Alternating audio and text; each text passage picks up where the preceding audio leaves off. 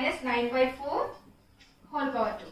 First of all దీన్ని solve చేయడానికి basis ఏమి ఈక్వల్ గా లేవు, పవర్స్ ఈక్వల్ గా ఉన్నా బేసిస్ ఈక్వల్ గా లేవు, అది డివిజన్ ఫార్మ్ లో ఉంది కదా.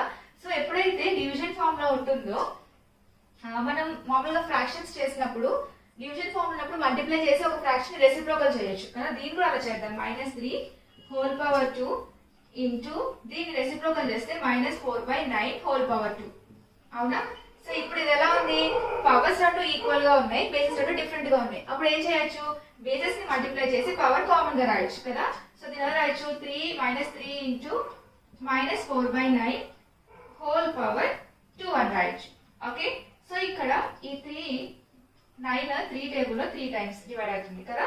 సో నెక్స్ట్ మిగిలిన ఏంటి మనకి ఇక్కడ మైనస్ ఇంటూ మైనస్ ఏమవుతుంది ప్లస్, అంటే 4/3 whole square that equal to 4 square equal to 16 and 3 square equal to 9.